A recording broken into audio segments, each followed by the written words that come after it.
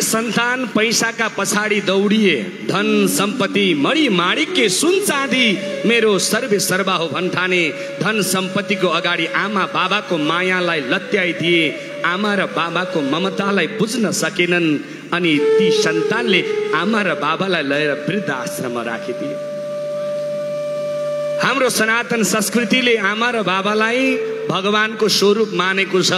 2 अक्षरको आमा र 2 अक्षरको बाबा नै 4 अक्षरका भगवान हुन्। यदि पुज्नु छ भने मन्दिरका देवतालाई भन्दा पहिला घरका भगवानलाई पुज्नु भनेर वैदिक सनातन संस्कृतिले सिकाएको छ।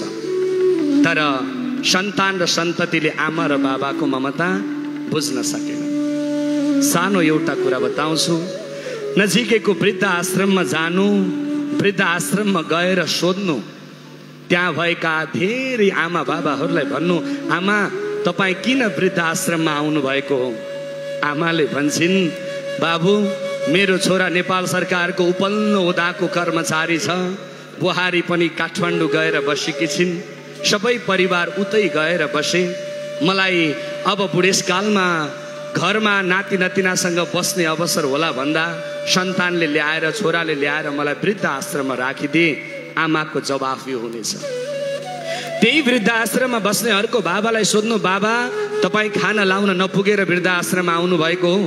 बाबाले भन्छन्, होइन, मलाई मेरो सन्तानले ठुलो कर्मचारी छ, अहिले विदेशमा बस्छ, मेरो सन्तानले मलाई वृद्ध आश्रममा ल्याएर राखिदियो, उसलाई मसँग समय छैन मसँग बस्ने भनेर। त्यस्ता कयौं आमा बाबाहरूलाई सोध्नु, आफ्नै आफ्नै कहानी छ। कसैले सन्तान ठुला कर्मचारी छन्, कसैका सन्तान अमेरिका छन्, कसैका सन्तान अस्ट्रेलिया छन्, कसैका सन्तान क्यानाडामा छन्। आमा बाबालाई बुढेसकालमा पाल्ने समय छैन। त्यो वृद्ध आश्रममा बस्ने आमा बाबाका यस्तै कहानी छन्। एउटा पनि आमा र बाबाले भन्दैन, बाबु खाना लाउन नपुगेर मलाई वृद्ध आश्रममा आउनु परेको भनेर। मेरो छोराले घरमा कुटो कोदालो गर्छ, हलो जोत्छ, साँझ बिहान के खाउँ केलाउँ हुन्छ र मलाई खान नपुगेर छोरोले वृद्ध आश्रम ल्याएको भनेर एउटा पनि आमा बाबाले भन्दैनन्। त्यो वृद्ध आश्रममा त्यस्ता आमा बाबा बस्छन् जो करोडमा खेल्छन्, आमा र बाबालाई रोडमा ल्याएर राखिदिएका छन्, वृद्ध आश्रममा राखिदिएका छन्। त्यसैले म निवेदन गर्छु, सबै सन्ततिलाई आग्रह गर्छु, यहाँहरूले साँच्चीकै बाहिर आदर्शका कुरा गर्नु पूर्व हाम्रो वैदिक सनातन धर्मले आमा बाबालाई भगवान मान, आमा बाबालाई पूज भनेर भनेको छ, आमा बाबाको ममतालाई पूज भनेको छ। त्यही ममतालाई बुझेर आज यो कर्म भइरहेको छ। शास्त्रले भन्छ, कुपुत्रो जायते क्वाचिदपि कुमाता नभवति।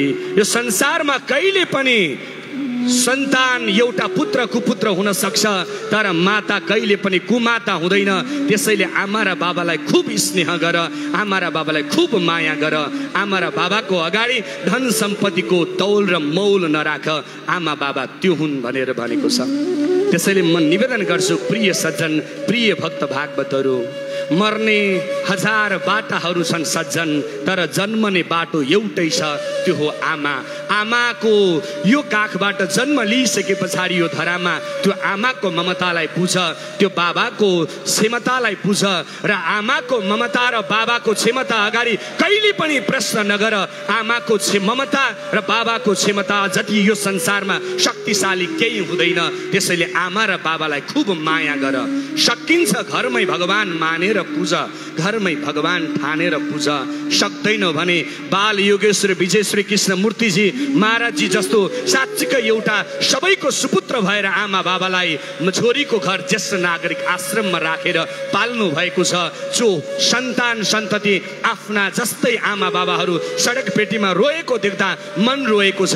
त्यसैले छोरीको घरमा दिने माया जस्तै माया छोरीको घर ज्येष्ठ नागरिक आश्रममा छ।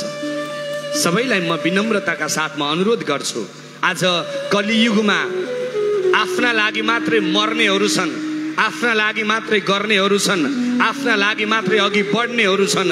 तर यो कलियुगमा आफ्ना लागि होइन, सारा आमा बाबाको आँसु पुस्नका लागि अगाडि बढ्ने एउटा सबैको सच्चा सपुत भनेको बाल योगेश्वर विजय श्री कृष्ण मूर्तिजी महाराजजी हो। एकपटक महाराजजीको सम्मानमा जोरदार ताली बजाइदिनु होला। कलियुगमा आमा र बाबाको आँसु पुस्नु भएको छ, ती असहाय बच्चा बच्चीहरूको सहारा बन्नु भएको छ। त्यसैले निवेदन गर्छु, हामी जन्मिसके पछाडि आफ्ना लागि मात्रै होइन अरूका लागि मात्रै बाँच्न सिकौँ, अरूका लागि पनि कर्म गर्न सिकौँ।